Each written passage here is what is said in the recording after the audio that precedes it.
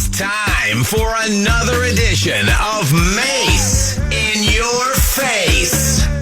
Now, along with college football immortality, Glen Mason, here's Dan Barrero.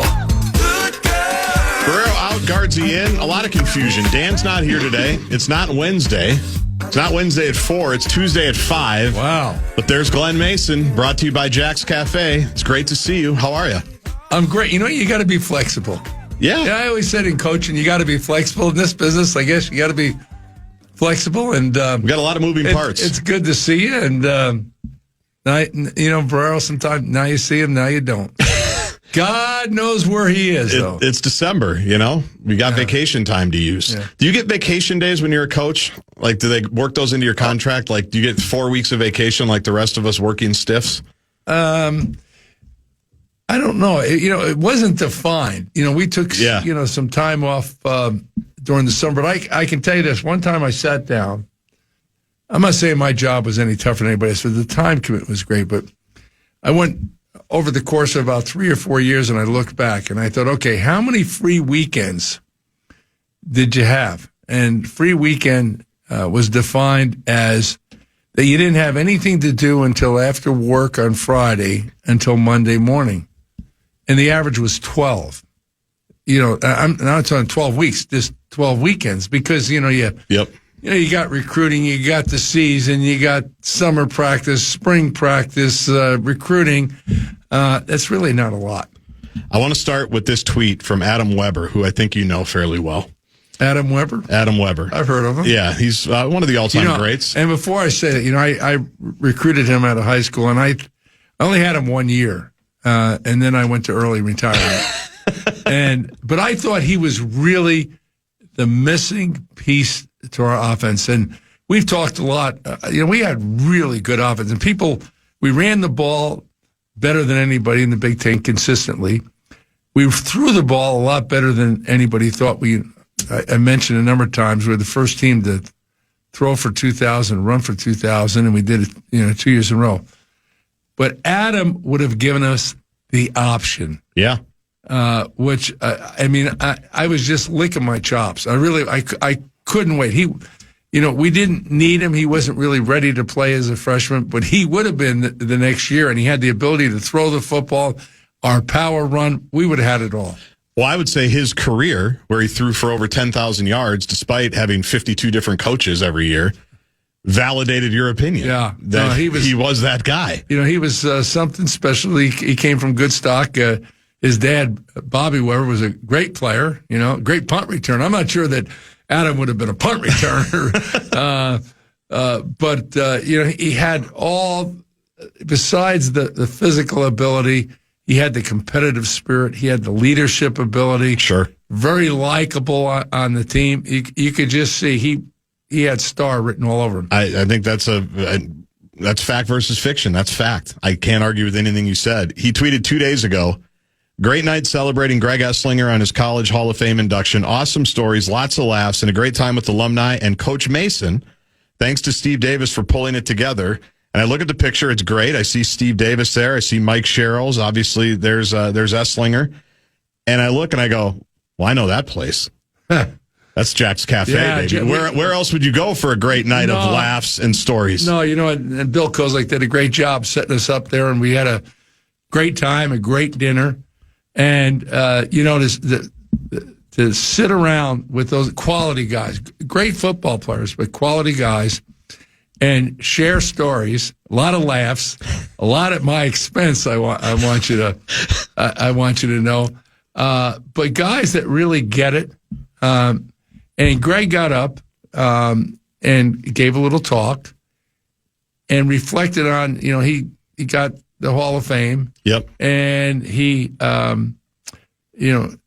winning the Outland Trophy, the Remington Award for the outstanding lineman, the best center in college football. And he said, it wasn't about me. It was about the team, about all of them. And he brought it all together. But what was really moving for me, you've heard me say a number of times about, I firmly, personally believe college football is broke. With the transfer portal and the NIL, everything is going on. And I'm not trying to begrudge any players making money because they've been shortchanged for a long, long time. Everybody was getting rich except the players, and they were the most important thing. But he talked about what was going on that, yeah, it might be great in one sense, but they wouldn't have what these guys have. Sure. You know, the ability to come in at a young age and battle through and be able to overcome any shortcomings, any problems that they had, and over the course of time, brought them together, that feeling. And he even talked about, you know, the memories of those relationships far outweigh the wins and losses. And it was just a great night. It really was. And, you know, you have to do it more often. Yeah. I miss those guys. I'm not sure they miss me, but I miss them. Well, how many do you learn things about the team 20 years later that you didn't know? Oh, yeah. Like things that happened? Oh, yeah. It's like anything you can share? Well, no, I don't know. It's, you know, it's kind of like, you know, what goes on at Jack's stays at Jack's. Yeah. You know? And again, we weren't invited. Churchill Room, Jack's Cafe. Like, I'm tight with Cheryl's. I'm tight with Weber. Yeah. I don't know the other guys very. Steve Davis, I see him all the time. You're tight with those guys, but you didn't go through everything that they had to go through. You're right. You're not privileged to it, but I still go through with you. I mean, they only had 4 or 5 years. We do it year after year. We're on like a decade plus. But you know, when you get to those things, I really believe in the adage, you know, God gave you 2 ears and 1 mouth for a reason.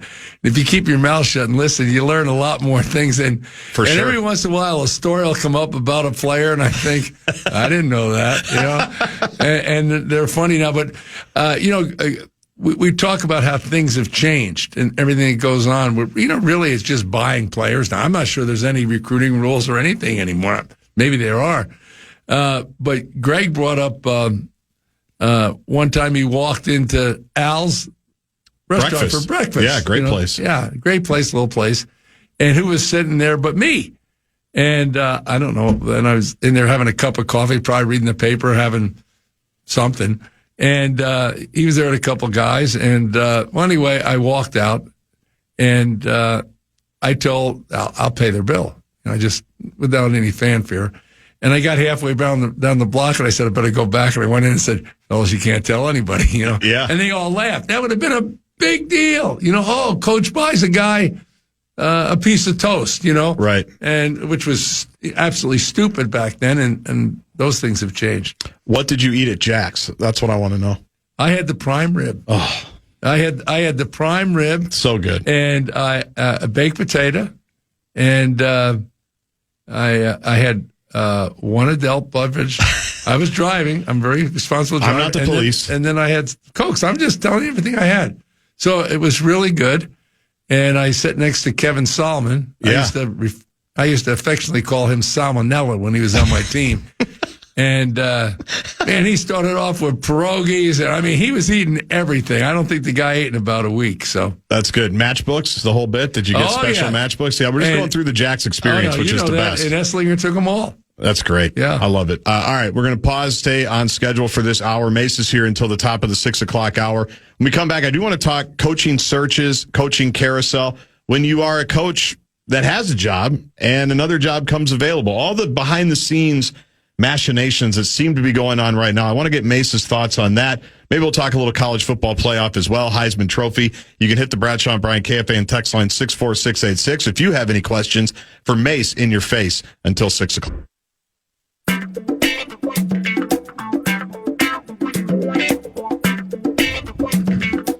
Minnesota becomes the world stage this winter. The 2026 World Juniors bring the best young hockey talent from across the globe right to the state of hockey. Every game is packed with speed, skill, and national pride. Don't miss your chance to witness history. Get your tickets now at mnsportsandevents.org.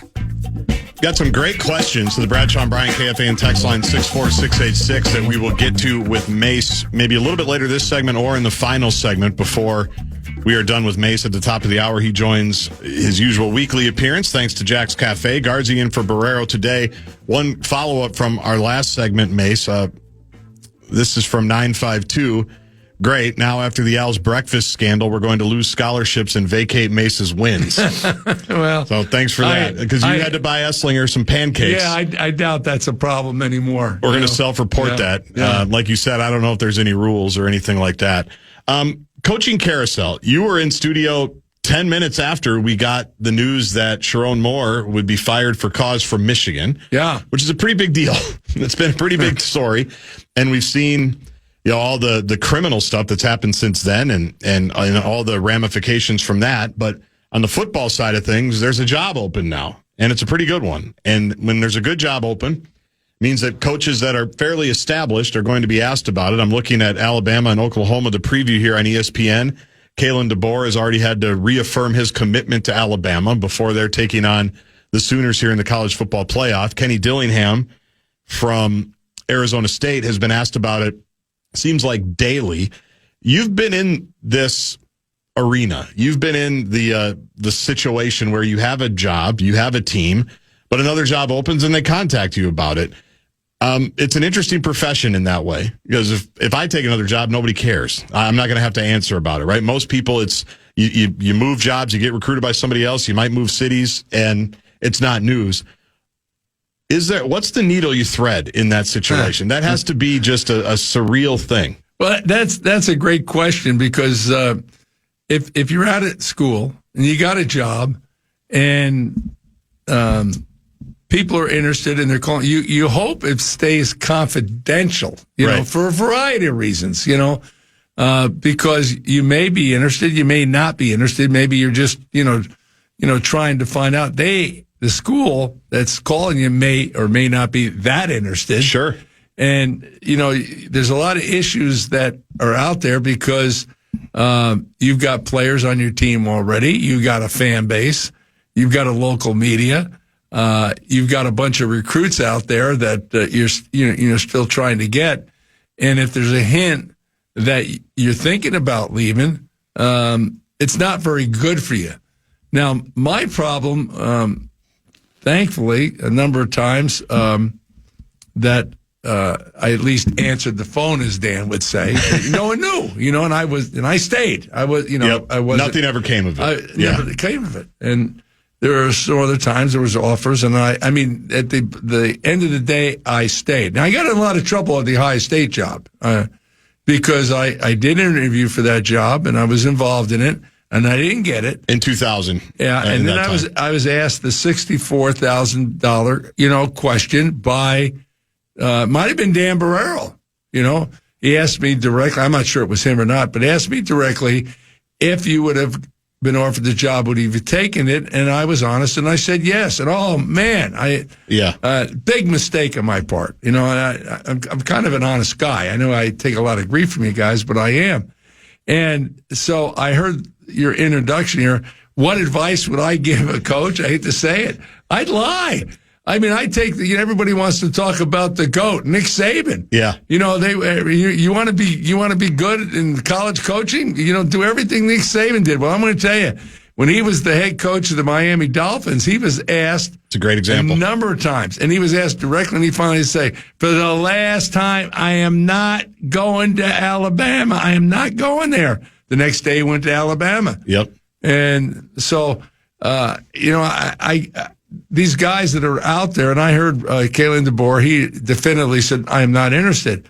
But I also heard Dillingham talk. Yep. And I'd say he beat around the bush. Well, it's funny you mentioned that because I have some audio that I wanted to play for you.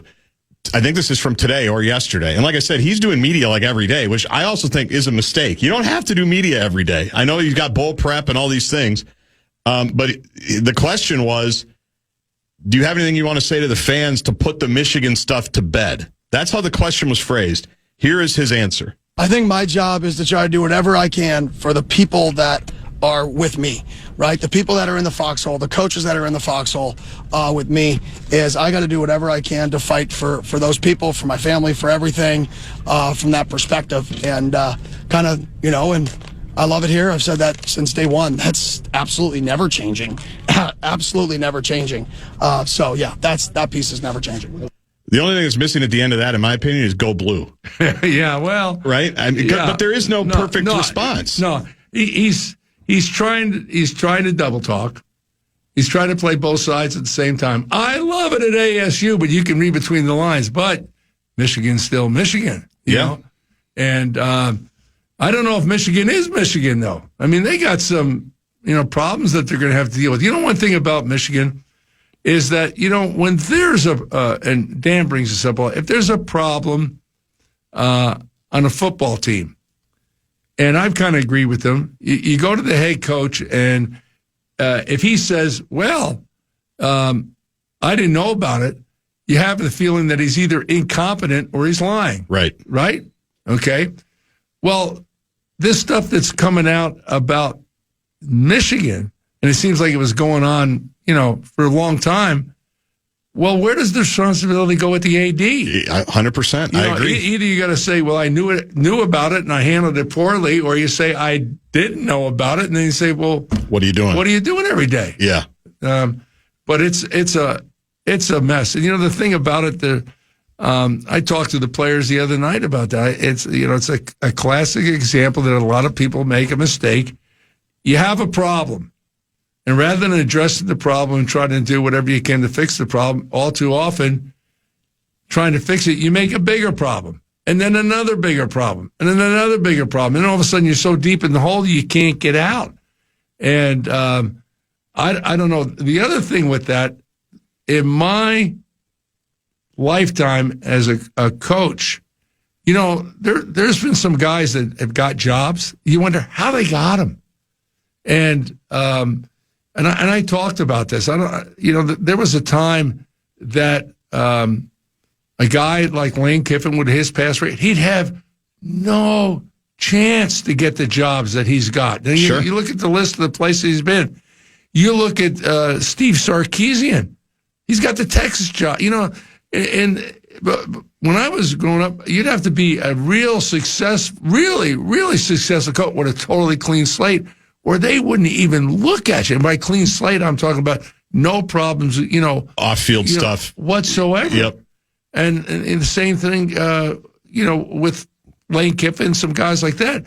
And the other thing is to be able to get a job like Michigan.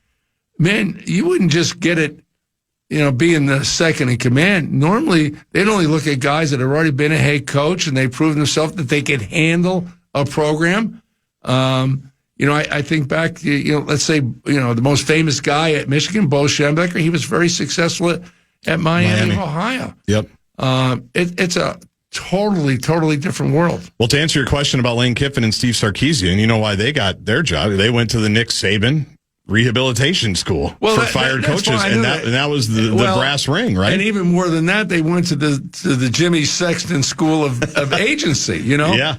Which is off the Saban tree. But the real indictment, what I'm saying is not on them, is that I think that the people that are making decisions at these institutions, the one thing they don't care about anymore is integrity, isn't honesty, is character. And all they want to know is who can help us win the best, period. That's it. I know. And I think because there's so much money that's involved, that's become a major factor. Because the thing about it, if you're a board of trustee, or if you're a president, or if you're an athletic director, if your football program is winning, when you go to all that fundraising and all those cocktail parties, everybody's slapping in the back and they feel good. If you're not winning, you could have a saint coaching your team and everybody's after you. And I'm talking about the board of trustees. I'm talking about the president, AD. You got to make a change. Well, Michigan's a great example. Their former president, I go back, you just look at the run from Harbaugh, the multiple scandals, right? And my favorite candidate for the Michigan job is his defensive coordinator right now at the Chargers, Jesse Minter, who's a great coach, it sounds like. But people are talking about it and reporting and going, the one issue is he's still got a show cause penalty from when he was at Michigan earlier, but it expires soon, so that should be fine. And I just cracks me up. I said that'd be the perfect hire. Well, Sharon Moore, his deal, he had a game suspension because he deleted all his emails. Yeah. About the Spygate stuff. The spy stuff.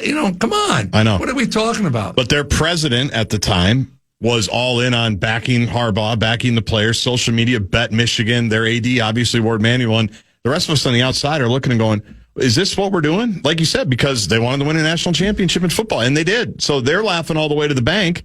They're laughing all the way to the banner. But I'm a Big Ten guy. Yes, of course. Me too.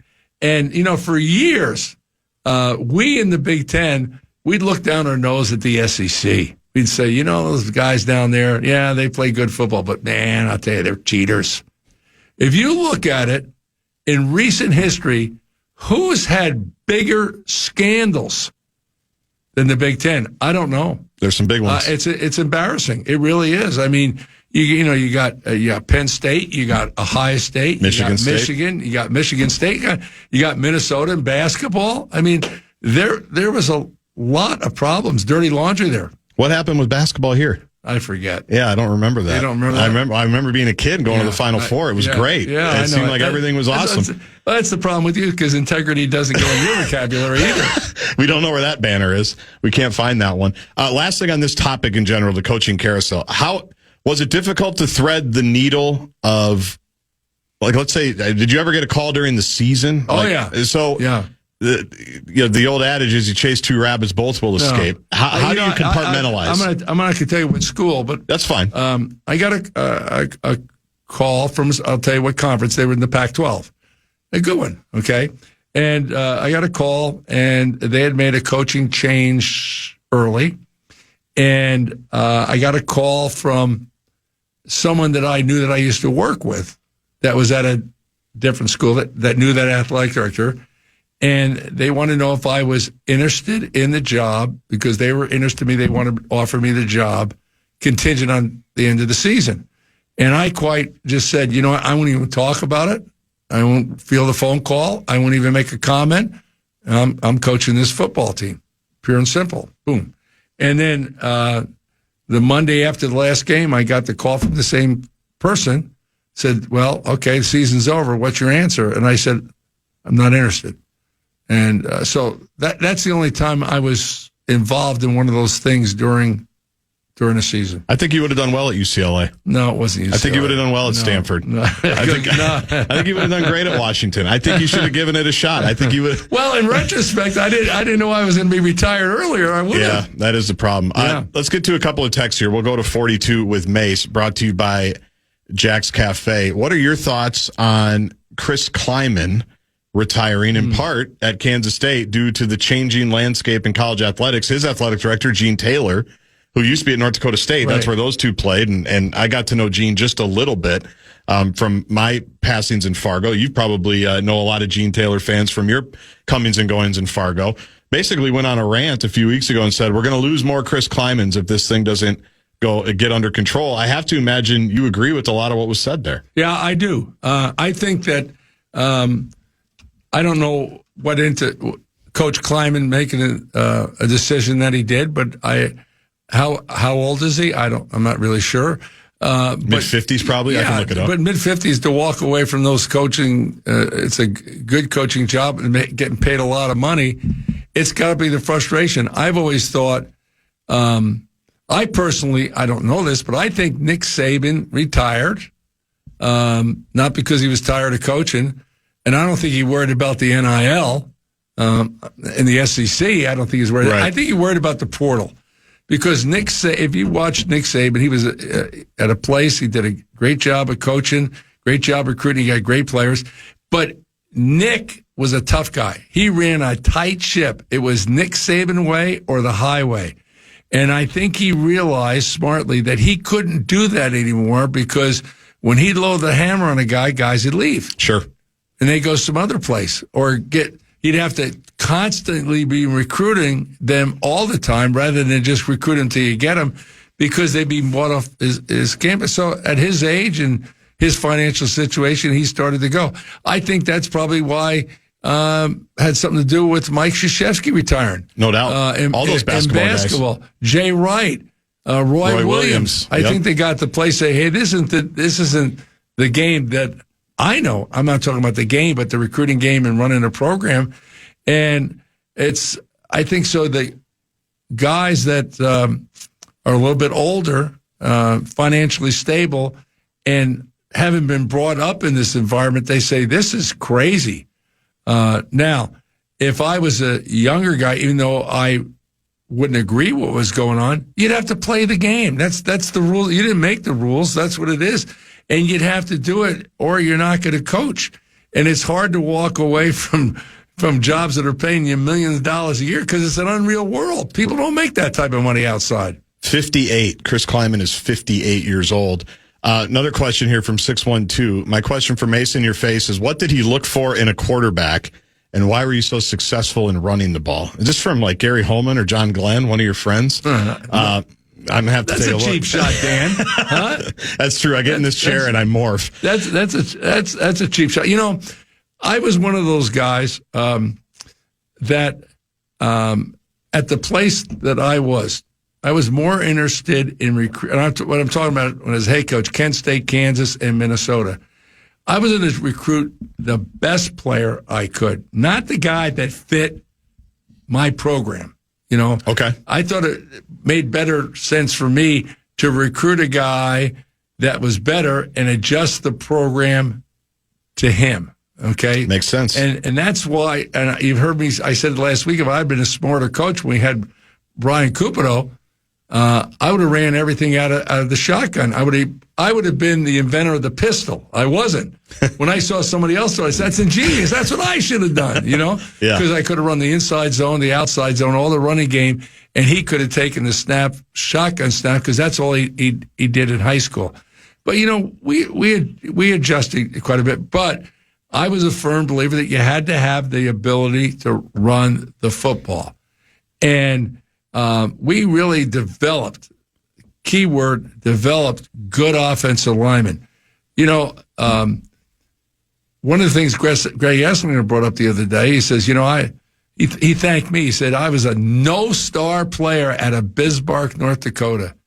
And I show up barely weighing 250 pounds, and I start as a freshman. You know, now when I recruited him, offered him scholarship this summer, I had no idea that he would be a center. I was going to recruit him as a fullback. He was too small to be a center. And he grew a little bit. Right.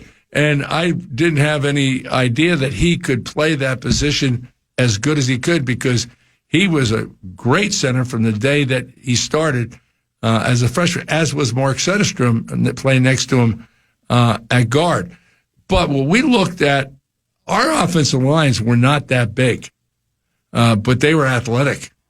And the execution, they understood what was going on.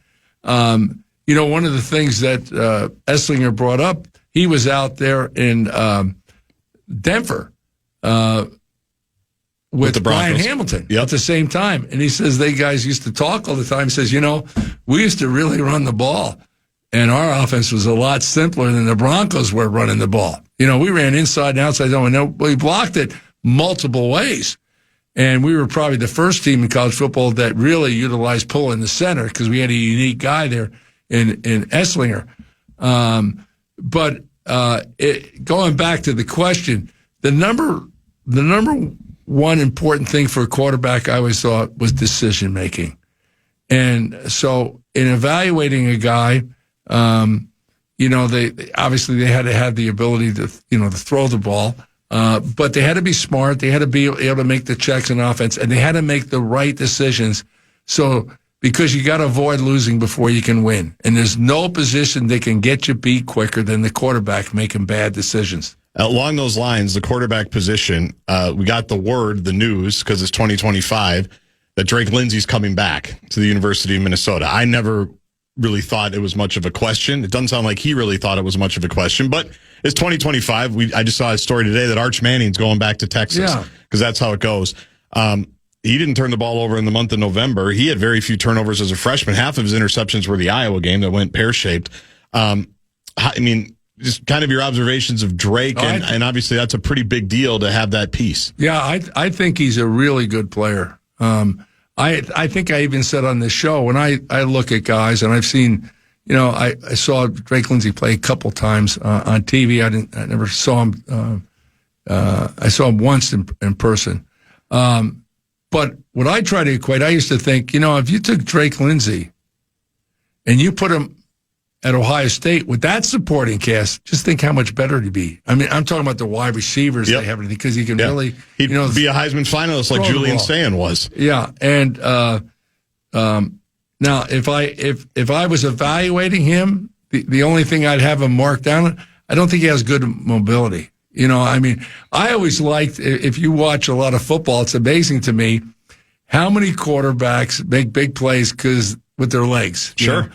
And when they take off and run and broken play or whatever, that's not good coaching. You know what I mean? Right. That's just good athletic ability. Yeah. And if you have a guy that can if a guy like Drake Lindsay, if he could do the things that he did, but also could be a force in pulling the ball and running it, it's that much more dangerous. All right, one more segment with Mase. I want to talk about the college football playoff as well as the Heisman Trophy was awarded. Like we all expected, the top 2 Heisman Trophy finalists, one from Indiana and one from Vanderbilt. Just how it always goes in college football. Indiana and Vanderbilt have everything, and the rest of us have nothing. A final segment with Mase in your face when we continue.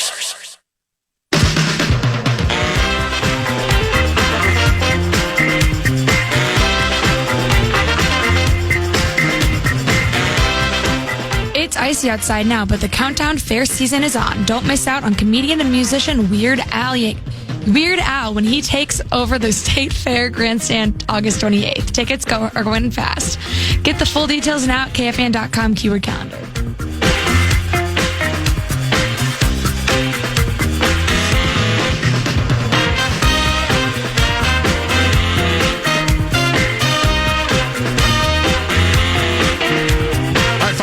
Mase in your face, Gaardsy in for Barrero today. I'll be back in tomorrow. You always come armed with a laundry list of thoughts and ideas. I don't know about a laundry list, but I always... Your ideas from your drives and your walks. I see your kids here, your beautiful wife. Reminds me of Christmas coming up, and, I used to hate to go out and shop and all that stuff. You know what I did? I got it all out of the way today, Oh, did you? Oh, yeah. I stopped and saw my good friend Molly McDonald. She has a store. Oh, yeah, you told us about Molly. Highcroft. Yep. $9, really nice. But if you ever want to buy something really nice for somebody, okay, go in there. If they get something from Highcroft, they know it's pretty special. I'm not buying you anything from Highcroft. Well, I was going to say, do you have any gift cards I can borrow? No. I'm interested. I don't know, but high dollar, I don't know if I don't make the Mase money. Well, I'm pretty tired. I'm on a fixed income, buddy. Hey, but talking about before, talked about players coming back. Every time we've talked about, Dan's brought up about recruiting. I didn't get involved in recruiting. I didn't want to talk about recruiting. Right. Everybody gets all excited. It's 5-star guy, 4-star guy. And I saw, I think yesterday or today, where a 4-star player for the Gophers left, okay? Now, it's not an indictment of the Gophers. It happens to every program. Yep. But what I'm saying is I'm sure everybody was high-fiving when he signed with the Gophers a couple of years ago. I didn't know where he's from. I didn't know his name. He probably hadn't even played because he was 4 stars. It's meaningless. The stars. The stars are. Yeah. Well, Absolutely. now more than ever, too, because it is so easy. Yeah. And I think you're talking about Femi Ijabo. You had a good year for him because Darius Taylor was hurt. Recruit him out of Pennsylvania. He redshirts, gets an opportunity this year, plays well, and he's apparently got a better opportunity somewhere else. And that's what happens, yeah. That's probably why Kleiman is getting out of coaching, and that's why I'm glad I'm not coaching anymore. It's crazy. Anytime I want to call up our good friend Todd Anderson and order up one of those cars from Cary Limo and take a trip, I take a trip. Yeah, you can do whatever you want. Yeah. Yeah. And Todd's never transferred. He's been here forever. Yeah. He's got a no-cut contract. So any other issues before we get into some texts? Or you've always got some topics you like to talk about. Everybody watched the Penn State job. Yep. With great anticipation. It was the first job to open up, I think. And one of them, it was the first big one to open up. For sure. And no, I guess Virginia Tech opened first. But, the first, Penn State's bigger. Yeah, blue blood job to open up. And probably the last one that closed, except for Michigan now. And, Matt Campbell from Iowa State, he had great success down there. Well respected from Massillon, Ohio. So he's going back to, his neck of the woods. And they've got a lot of resources at Penn State and to be successful. The difference is, though, the expectations are going to be a lot higher. Sure. He did a great job at Iowa State. No one could do a better job than he did there. But now when you go to a place like Penn State, winning 10 games a year, that doesn't cut it. James Franklin found that out. Yeah, and you got you just beating the people you're supposed to beat is not going to get it done. And his measuring stick is going to be, can he beat Ohio State? Right. because Franklin couldn't do it. He did it once on a blocked field goal, but other than that, that's going to be the measuring stick, and he knows that, and he's going to go in there and he's going to have to work every day because that's going to be his built-in rival right there, And I wish him good luck because he's a heck of a guy, quality guy, and he'll probably get it done. Yeah, the people have always said we'd love to see what a guy like that could do with those resources, right? That's what you always hear. That's right. And that cuts both ways, though. But when you take that job, you're not surprised by it, right? It's not like he's waking up in State College and going, "Oh man, they want me to win a lot of games here." Yeah. Did you ever wish because you mentioned the places you coached, Kent State, Kansas, Minnesota, places that needed to be built, right? That didn't have great tradition, great expectations. Obviously, you mentioned you interviewed for the Ohio State job. That makes a ton of sense. This is a stupid question. Won't be my first or last. Do you ever wish you got a chance to coach at a place where it seemed like they had everything? Yeah, I did have the Georgia job. Well, I know that's the other one, and I changed my mind in that. But I don't know. The thing about it is everything is unique, different challenges, and you do get a lot of satisfaction when you go into a place. And it sounds like I'm patting myself on the back, and maybe I am. But Kent State wasn't winning when I went there, and then we won. Kansas wasn't winning, and then we won and went. Ended up 9th in the country. Minnesota had been to a bowl game forever, losing seasons and changing coaches, and so when you turn programs around, would you like to done a little bit better? Well, sure. Would you like to have a little bit more to work with? But I had the advantage because I had also been on the other side. I coached at Ohio State. Sure. And I got to be honest with you. You went in there when we played it. We played 11 games back then. And to be honest with you, when you walked in middle of July, first day of your meetings, you had 9 wins. Right. Yeah. You did, unless you messed up. Yeah. Really messed up because those other games that you were playing them, if you played good and they played great, you still probably won. Right. Now, if you played great, they got killed. Now, if they played great and you didn't play very well, sure you could get beat. But what I'm saying is that you were measured on a different standard, and you had great satisfaction if you're at Ohio State if you beat Michigan, won the Big Ten, and you went to the Rose Bowl back in those days. Anything short of that was just an average year.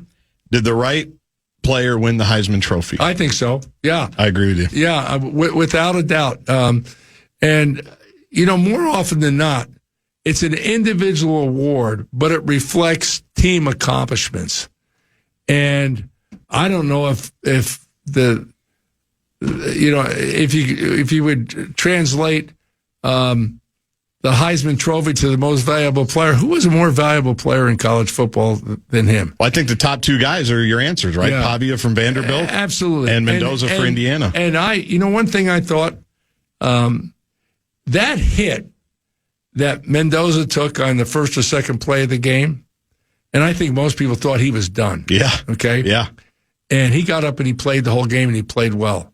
If you don't think he's not tough, and what I always liked, when I coached, I liked tough guys. I didn't want guys that acted tough or talked tough, just guys that were tough. And I heard his acceptance speech for the Heisman, and he kind of reflected to that. Yeah, it was great. You don't have to be loud to be tough. And that guy's a tough, good football player that's got his head on straight, family values, and he's not full of himself, if you know what I mean. Totally. It's not, look at me, here I am, I've won the Heisman Trophy. And the way that his teammates rallied around him, because I think that they really realized without him, we're not there. Right. And I think it's those 2 stories were the greatest stories in college football this year, Indiana and Vanderbilt. I thought he put himself atop the list with the Penn State game, how he brought him back in that game, if you remember. Some unbelievable throws, the great catch, maybe the catch of the century in college football. Absolutely. But then the Big Ten title game we talked about Ohio State's defense, I think, every week, right? They nobody was scoring on it. And Indiana didn't light them up either. No. You make the throws you have to make. Even the last throw, kind of on the last dagger drive where that was it. They're going for it. That sealed the game. I like what Cignetti said. What'd he say? He said, I was coaching to win. I wasn't coaching not to lose. And that really resonated with me because way back when I was an assistant at Ohio State, I visited Penn State one spring practice. And Joe Paterno was there, and we went to lunch, and he said to me, he said, I feel sorry for Woody Hayes. And I said, why do you feel sorry for Woody Hayes?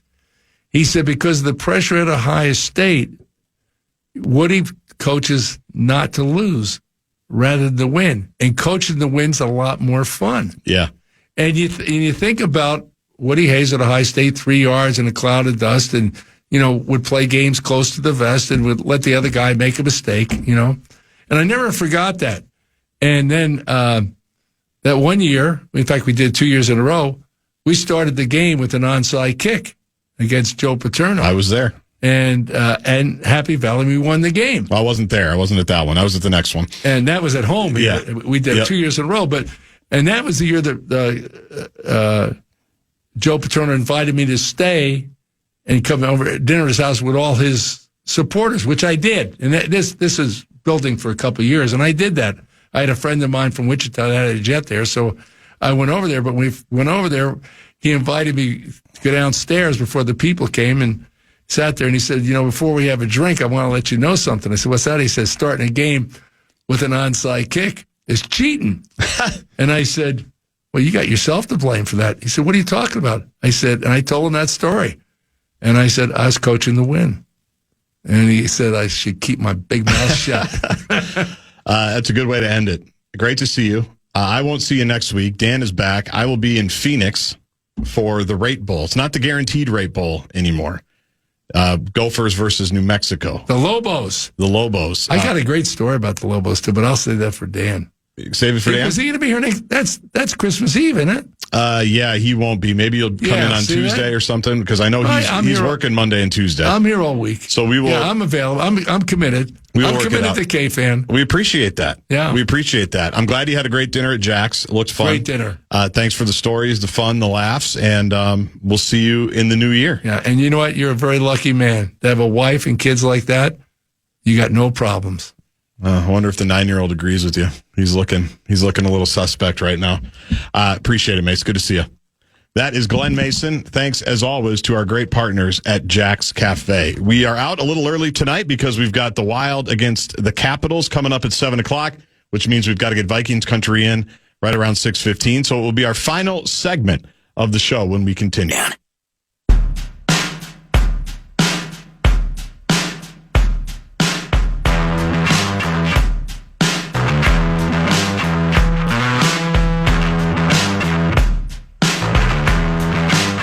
KFAN welcomes Trans-Siberian Orchestra for 2 amazing shows at Target Center on December 28th at 3 p.m. and 7:30 p.m. Tickets are on sale now. Get complete show details, including a link to buy tickets at KFAN.com /calendar. Show wrap is presented by American Pressure, commercial-grade pressure washer since 1975. It's the bumper-to-bumper show wrap. We are out about 7 minutes from now because we've got Vikings programming to get in before Minnesota Wild pregame coverage. It's the Wild and Capitals tonight. The Quinn Hughes era continues at Grand Casino Arena. Gaardsy in today. I'll be back in tomorrow. Kara Savage is here. You've just been hanging out for the last 2 hours since you got here. Everything good in that room? Yeah, it's been going well. I'm just chilling back here. Yeah, you only missed like 4 forecasts. It's not a big deal. Everything's like fine. 1.5. Remind me, how old are you? I'm 22. 22, my God. So do people of your vintage, do people of your age, do you ever go to malls anymore? Yeah. I feel like there was a phase where I didn't go to the mall at all, but I like the mall. Okay, I'm with you. I love the mall. I should be doing commercials for Mall of America. It bothers me that I'm not. I go to the Mall of America all the time. Yeah, it's one of my favorite places. Yeah. I just like to go and walk around, and I don't really ever buy anything. I don't remember the last thing I purchased at the mall. I can't relate. But the mall out by my house is Ridgedale, and we do spend quite a bit of time there. And I'm curious, because I'm now part of this community. It's a very exclusive community. The percentage of people that go to the mall just to get their steps in, just to start walking. Yeah, I mean, do you know the percentage? I don't. Oh, okay, I feel like there's a lot, like for the Mall of America. My family used to go during COVID. Yes. I did not go. Yeah. But like my aunts and uncles, my parents would go. Well, so if I'm not, like, I like to go to Lifetime Fitness. Right. Because it's awesome. It's just, I love everything. I love the vibe. I love everything about Lifetime. But on the occasions where I don't go to Lifetime or don't want to go to Lifetime, I am now at the age, I'm at the lower part of the curve where I will go to the mall and just walk. And I'll put in a podcast and I'll just walk around with my AirPods. And I've done this the last 2 days. And it's more of like a mental health thing more than a physical fitness thing. It's just like it gives me ideas, especially when I'm hosting, or today I had the Nico Medved show. Tomorrow I've got a PJ Flex show. When I have a lot of stuff going on, which is seemingly all the time, especially right now with all the different jobs, and I'm not alone. I know a lot of people just walk to clear their head or, do whatever. But I'm seeing the same people like over and over. And I'm just like, I feel like we're all making the same turns. And it's almost like this elderly NASCAR race now. Right. Where I've got to beat these people to the corner, or when I'm going by Dick's Sporting Goods, like I've got to get the turn before they get the turn, or they're coming from the other way. I'm just like, KFAN has aged us all. I gave my youth to this place. You'll understand it one day. Okay. But I once was 22 years old in the chair that you are sitting in. And I just had that epiphany today as I'm walking around, because it's also the holiday rush. People are trying to you see a lot of people that are trying to get their last minute Christmas shopping done or their gift giving stuff done. And I'm walking around. I'm like, everybody here is wearing New Balances or On Clouds. Everybody's got AirPods in. It appears everybody's got their watch working to count their steps. And I'm just trying to figure out if this is awesome or if I should be like a tiny bit depressed that this is now my life, and I'm excited about my morning walks at Ridgedale. Your thoughts? Do you go like in between jobs? Do you just like fit it in somewhere? Yes. So today I did the Pair and a Spare podcast with Chip Scoggins and Ryan Burns. That's out wherever you get your favorite podcasts.